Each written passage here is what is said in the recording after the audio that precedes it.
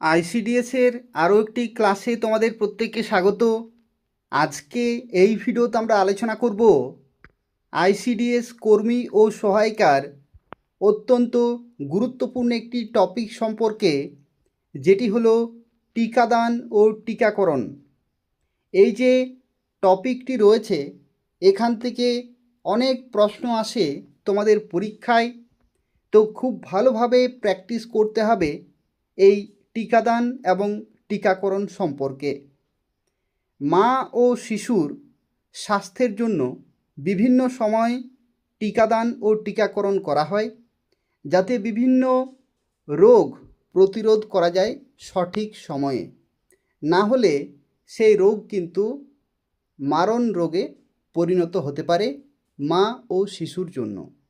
তো তাই টিকাদান ও টিকাকরণ খুবই গুরুত্বপূর্ণ একটি টপিক আইসিডিএস কর্মী ও সহায়িকার জন্য। যারা ভিডিও দেখছো প্রত্যেকেই লাইক করে দেবে, শেয়ার করে দেবে।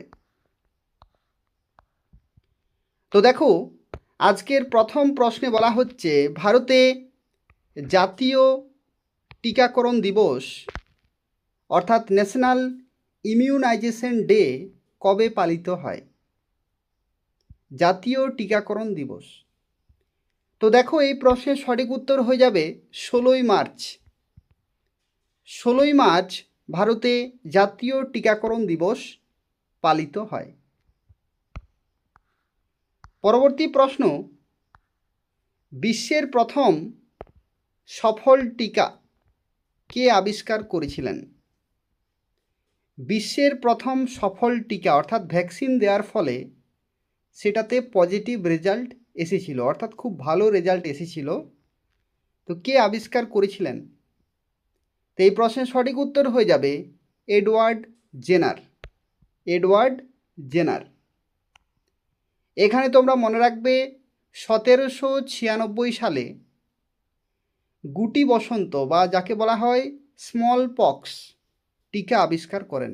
বহুদিন আগে 1796 সালে গুটি বসন্ত বা স্মল পক্সের টিকা আবিষ্কৃত হয় এডওয়ার্ড জেনারের দ্বারা।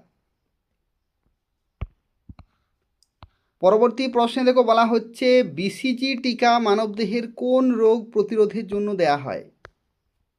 বিসিজি টিকা। দেখো, বিসিজির ফুল ফর্ম হচ্ছে ব্যাসিলাস ক্যালমেট গুয়েরিন। এই বিসিজি টিকা মানবদেহের যক্ষা প্রতিরোধ করতে দেয়া হয়, এবং যক্ষা হচ্ছে টিবি বা টিউবারকুলোসিস। বি হচ্ছে এখানে কারেক্ট আনসার। পরবর্তী প্রশ্নে দেখো, বলা হচ্ছে পেন্টাভ্যালেন্ট টিকা শিশুকে মোট কয়টি মারাত্মক রোগ থেকে রক্ষা করে? পেন্টাভ্যালেন্ট টিকা যেটা শিশুদের জন্য খুবই দরকার, এটা কিন্তু ম্যান্ডেটারি, ওটা বাধ্যতামূলকভাবে পেন্টাভ্যালেন্ট টিকা কিন্তু দিতেই হবে প্রত্যেকটা শিশুকে। এবং এই পেন্টাভ্যালেন্ট টিকার মাধ্যমে টোটাল পাঁচটি রোগ কিন্তু একসাথে প্রতিরোধ করা সম্ভব। 5টি রোগ, এই জন্যই ভাষাটা বলা হচ্ছে পেন্টাভ্যালেন্ট। পেন্টাভ্যালেন্ট অর্থাৎ 5টি। কোন কোন 5টি সেগুলো তোমরা একটু মনে রাখবে, কারণ পরীক্ষাতে প্রশ্ন ঘুরিয়ে আসতে পারে যে নিচের কোনটি পেন্টাভ্যালেন্টের টিকার মধ্যে পড়ে না, এরকম আসতে পারে। তাহলে পেন্টাভ্যালেন্টের মধ্যে কোন কোন রোগ প্রতিরোধ করা যায়? একটা হচ্ছে ডিপথেরিয়া, তারপর হচ্ছে পারটুসিস, তারপরে হবে টিটেনাস, তারপরে হবে হ্যাপাটাইটিস বি, খুবই গুরুত্বপূর্ণ একটি হ্যাপাটাইটিস বি, এবং হিব। ঠিক আছে? তো এই যে 5টি রোগ, এই 5টি রোগ প্রতিরোধ করতে পেন্টাভ্যালেন্ট টিকা কিন্তু দেওয়া হয়। একসাথে 5টিকে প্রতিরোধ করা যায়। পরবর্তী প্রশ্নে দেখো, বলা হচ্ছে পোলিও টিকার ওরাল বা মুখে খাওয়া ড্রপ কে আবিষ্কার করেন? ওরাল টিকা অর্থাৎ মুখে দেয়া হয় সরাসরি। তো এটার সঠিক উত্তর হয়ে যাবে অ্যালবার্ট সাবিন। অ্যালবার্ট সাবিন হবে এখানে কিন্তু কারেক্ট আনসার। পোলিও টিকার যে ওরাল ড্রপ সেটা আবিষ্কার করেন অ্যালবার্ট সাবিন।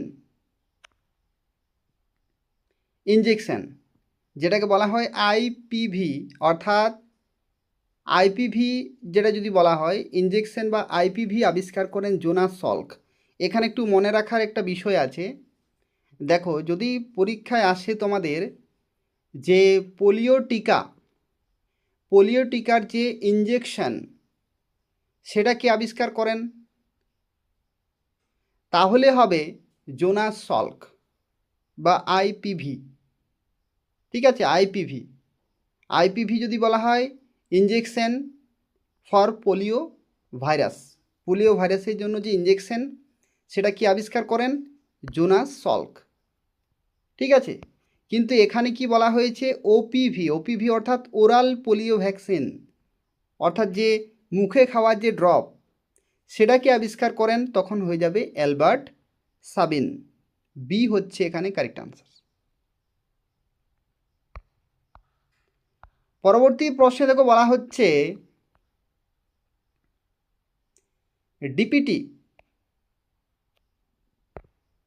ডিপিটি টিকার মধ্যে পি অক্ষরটি কোন রোগকে নির্দেশ করে? ডিপিটির মধ্যে পি কোন রোগকে নির্দেশ করে? ঠিক আছে, তো দেখো পি মানে হচ্ছে পারটুসিস, ডিপথেরিয়া, পারটুসিস, আরেকটা হচ্ছে টিটেনাস। তাহলে কি হলো, পি দিয়ে হচ্ছে পারটুসিস বা যেটাকে বলা হয় হুপিং কাশি। বি হচ্ছে এখানে কারেক্ট আনসার। পরবর্তী প্রশ্ন, জলাতঙ্ক রোগের টিকা কে আবিষ্কার করেছিলেন? জলাতঙ্ক রোগের টিকা কে আবিষ্কার করেছিলেন? এটা সঠিক উত্তর আশা করি তোমরা প্রত্যেকে পারবে। সঠিক উত্তর হয়ে গেল লুই পাস্তুর। পরের প্রশ্ন, গর্ভবতী মহিলাদের ধনুষ্টঙ্কার রোগ প্রতিরোধের জন্য কোন ইনজেকশন বা টিকা দেওয়া হয়? ধনুষ্টঙ্কার রোগ খুবই একটি মারাত্মক রোগ। এই ধনুষ্টঙ্কার রোগ প্রতিরোধের জন্য কোন ইনজেকশন দেওয়া হয় গর্ভবতী মহিলাদের? এটা সঠিক উত্তর হয়ে যাবে টিটি বা টিডি, টিটেনাস টক্সয়েড। টিটি বা টিডি ভ্যাকসিন কিন্তু দেওয়া হয় ধনুষ্টঙ্কার প্রতিরোধে। পরবর্তী প্রশ্নে আমরা চলে যাচ্ছি। দেখো পরের প্রশ্নে বলা হচ্ছে নিচের কোনটি একটি মৃত বা নিষ্ক্রিয় টিকার উদাহরণ? নিচের কোনটি একটি মৃত বা নিষ্ক্রিয় টিকার উদাহরণ?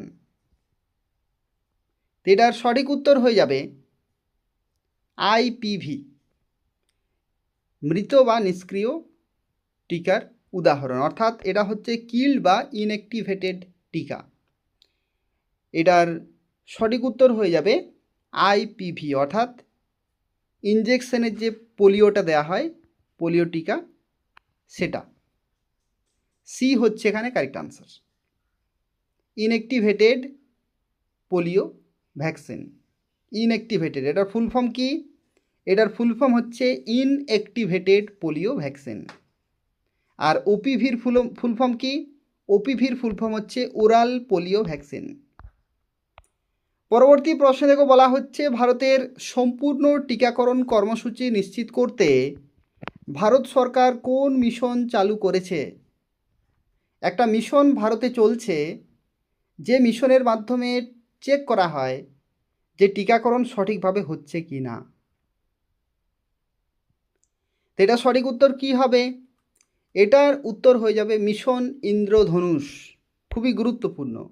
মিশন ইন্দ্রধনুষের উদ্দেশ্যই হচ্ছে যে মা ও শিশুর সঠিকভাবে টিকাকরণ হচ্ছে কি না। পরবর্তী প্রশ্ন, জরায়ু মুখের ক্যান্সার বা জরায়ুর ক্যান্সার যেটাকে বলা হয় সার্ভিক্যাল ক্যান্সার, প্রতিরোধের জন্য মেয়েদের কোন টিকা দেয়া হয়? কোন টিকা দেয়া হয়? তো দেখো, এটার যে টিকা, সেই টিকাটার নাম হচ্ছে এইচপিভি ভ্যাকসিন। HPV vaccine. দেখো, ফুল ফর্মটা একটু মনে রাখবে। এইচপিভি ভ্যাকসিনের ফুল ফর্ম কি? Human papilloma virus. Human papilloma virus হচ্ছে এইচপিভির ফুল ফর্ম। এরপর দেখো, পরের প্রশ্নে বলা হচ্ছে রোটা ভাইরাস টিকা শিশুদের কোন সমস্যা থেকে রক্ষা করার জন্য দেয়া হয়? রোটা ভাইরাস টিকা শিশুদের কোন সমস্যা থেকে রক্ষা করার জন্য দেয়া হয়? তো দেখো, এটা সঠিক উত্তর হয়ে যাবে তীব্র ডায়রিয়া। তীব্র ডায়রিয়া। রোটা ভাইরাস টিকা শিশুদের কোন সমস্যার জন্য? তীব্র ডায়রিয়া যদি হয় তাহলে কিন্তু রোটা ভাইরাসের ভ্যাকসিন দেওয়া হয়। পরবর্তী প্রশ্ন, এমএমআর। এমএমআর যে টিকা, সেই টিকার মাধ্যমে কোন 3টি রোগের চিকিৎসা বা প্রতিরোধ করা হয় বা সম্ভব? এমএমআর। তো দেখো, এমএমআর এর ফুল ফর্মটা জানলেই কিন্তু হবে। এমএমআর এর ফুল ফর্ম কি? আশা করি অনেকেই জানো। দেখো, এমএমআর এর ফুল ফর্ম হচ্ছে, এমএমআর এর ফুল ফর্ম হচ্ছে, দেখো এখানে হবে মেলস অর্থাৎ হাম, মামস অর্থাৎ মামস রোগ এবং রুবেলা। এমএমআর। বি হচ্ছে এখানে কারেক্ট আনসার। এখানে একটি তথ্য বলে রাখি, অপশানে এখানে ইংরেজিগুলো আমি দিয়ে রেখেছি কারণ তোমাদের যাতে বুঝতে সুবিধা হয়, কিন্তু পরীক্ষাতে এই ইংরেজিগুলো কিন্তু থাকবে না। ঠিক আছে, ইংরেজিগুলো থাকবে না, এইগুলো দেখেই তো সবাই বুঝতে পেরে যাবে যে এমএমআর অর্থাৎ এমএমআর, কিন্তু এগুলো থাকবে না। তোমাকে বাংলাগুলো কিন্তু মনে রাখতে হবে। হাম, মামস এবং রুবেলা। এখানে দেখো, হাম যে কথাটি আসছে, হামের ক্ষেত্রে কি? মিলস হচ্ছে, মিসলস। তাহলে এম দিয়ে শুরু হচ্ছে, কিন্তু হামের এইচ দিয়ে হওয়া উচিত ছিল। তাহলে এখানে দেখো অনেকেরই ভুল হতে পারে, তাহলে এগুলো কিন্তু মনে রাখতে হবে। মামসের ক্ষেত্রে এম দিয়ে শুরু, রুবেলা আর দিয়ে শুরু, কিন্তু মিলস হাম কিন্তু হচ্ছে। তাহলে এগুলো তোমাদের ইংরেজিটাও মনে রাখতে হবে। পরবর্তী দেখো, বলা হচ্ছে টাইফয়েড জ্বরের বিরুদ্ধে সুরক্ষার জন্য কোন ধরনের টিকা ব্যবহার করা হয়? কি হবে? এটা হবে ট্যাব ভ্যাকসিন। Tab, TAB। টাইফয়েডের ভ্যাকসিনকে কি বলা হয়? ট্যাব। পরবর্তী প্রশ্নে দেখো, বলা হচ্ছে কোন রোগের টিকা সাধারণত ত্বকের ঠিক নিচে দেয়া হয়? ত্বকের ঠিক নিচে দেয়া হয় কোন রোগের টিকা? কি হবে এটা? তো দেখো, এটা সঠিক উত্তর হয়ে যাবে হাম বা মিজেলস। হাম বা মিজেলস। ত্বকের ঠিক নিচেই কিন্তু দেয়া হয়। পরবর্তী প্রশ্ন, জন্মের ঠিক পরপরেই একটি শিশুকে কোন কোন টিকা দেয়া হয়? ভেরি ভেরি ভেরি ইম্পর্ট্যান্ট একটি প্রশ্ন, এটা অবশ্যই তোমরা মনে রাখবে। জন্মের ঠিক পরে, জন্ম হলো তার ঠিক পরেই কিন্তু ভ্যাকসিন দেওয়া হয়, যাতে বিভিন্ন রোগ প্রতিরোধ করা যায়। কারণ একটা শিশু জন্মের পরে তার শরীরে কিন্তু অ্যান্টিবডি খুব একটা বেশি থাকে না, বিভিন্ন রোগ কিন্তু আক্রমণ করতে পারে। সেই জন্যই কি বলা হয় যে জন্মের পরেই কিন্তু মাতৃদুগ্ধ পান করাতে হবে, যাতে মাতৃদুগ্ধে যে অ্যান্টিবডি থাকে, IgA, ইমিউনিও গ্লোবিউলিন A, সেই অ্যান্টিবডি বিভিন্ন রোগ প্রতিরোধ করতে পারে। ঠিক আছে, সেই জন্য মাতৃদুধ খাওয়াতে বলা হয় টানা 6 মাস পর্যন্ত, ম্যান্ডেটারি। তারপরেও 2 থেকে 3 বছর খাওয়ালে আরও ভালো হয়, কিন্তু 6 মাস খাওয়াতেই হবে। তাহলে মাতৃদুগ্ধ এবং তার সাথে সাথে আরও টিকা কিন্তু দেয়া হয়। কি কি টিকা দেয়া হয়? দেখো, যে সমস্ত টিকা দেওয়া হয়, অনেকগুলি টিকা দেওয়া হয়, তার মধ্যে সবচেয়ে গুরুত্বপূর্ণ হচ্ছে BCG, OPV, hepatitis B. Hepatitis B কিন্তু একটা মারাত্মক রোগ। হেপাটাইটিস বি বার্থ ডোজ যেটা দেওয়া হয়, OPV oral polio vaccine, polio হওয়ার যাতে রোধ করা যায়, আর বিসিজিটাও কিন্তু দেওয়া হয়। এগুলো মনে রাখবে, ঠিক আছে। এরপরে চলে যাচ্ছি 17 নম্বর প্রশ্নে। থেকে বলা হচ্ছে বিশ্ব স্বাস্থ্য সংস্থা কত সালে পৃথিবীকে সম্পূর্ণ গুটি বসন্ত বা স্মল পক্স মুক্ত ঘোষণা করে? কত সালে ঘোষণা করেছে? এটা সঠিক উত্তর হয়ে যাবে 1980 সালে। অনেক দিন আগেই কিন্তু ঘোষণা হয়েছে বিশ্ব স্বাস্থ্য সংস্থার মতে, ওয়ার্ল্ড হেলথ অর্গানাইজেশন। পরবর্তী প্রশ্নে থেকে বলা হচ্ছে টিকার কার্যকারিতা বজায় রাখার জন্য নির্দিষ্ট কম তাপমাত্রায় সেটিকে সংরক্ষণ ও পরিবহন করার পদ্ধতিকে কি বলে? কি বলা হচ্ছে? টিকার কার্যকারিতা বজায় রাখার জন্য, অর্থাৎ টিকা সঠিকভাবে রাখার জন্য নির্দিষ্ট কম তাপমাত্রায় সেটিকে সংরক্ষণ ও পরিবহন করার পদ্ধতিকে কি বলা হয়? তো দেখো, এই প্রশ্নের সঠিক উত্তর কি হবে? এখানে যে 4টি অপশান আছে, এই 4টির মধ্যে কোনটি হবে কারেক্ট আনসার? এটাকে বলা হয়, তোমরা মনে রাখবে, কোল্ড চেন। কোল্ড চেন বলা হয়।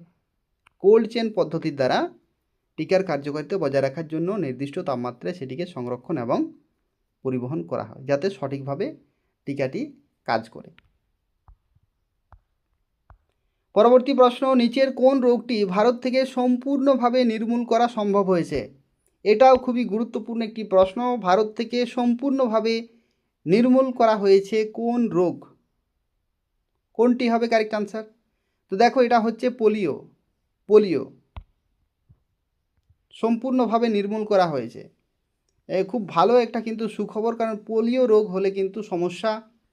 2014 সালে ভারতকে পোলিও মুক্ত কিন্তু ঘোষণা করা হয়। 2014 সালে, তার আগে পোলিও ছিল, কিন্তু 2014 সালের পর থেকে সেটা কিন্তু পোলিও মুক্ত ঘোষণা করা হয়। এবং এটা কখন সম্ভব হয়েছে? সঠিক সময়ে শিশুদের পোলিও টিকা দেওয়ার ফলে এটা কিন্তু সম্ভব। তাহলে শিশুর সুরক্ষার জন্য মা এবং পরিবার সবাইকে কিন্তু সচেতন থাকতে হবে, নির্দিষ্ট সময়ে সঠিক ডোজ দিতে হবে, তাহলেই পোলিও প্রতিরোধ করা সম্ভব। 20 নম্বর প্রশ্নে বলা হচ্ছে টক্সয়েড জাতীয় টিকার একটি অন্যতম উদাহরণ কোনটি? টক্সয়েড জাতীয় টিকার একটি অন্যতম উদাহরণ কি হবে? তো দেখো, এটা সঠিক উত্তর হয়ে যাবে টিটেনাস।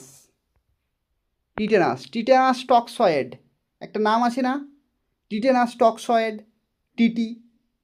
তো টক্সয়েড জাতীয় টিকার একটা অন্যতম উদাহরণ হচ্ছে টিটেনাস। যাদের টিটেনাস টক্সয়েড কথাটা মনে আছে তারাই অবশ্য এটার উত্তর দিতে পারবে। বি হচ্ছে এখানে কারেক্ট আনসার।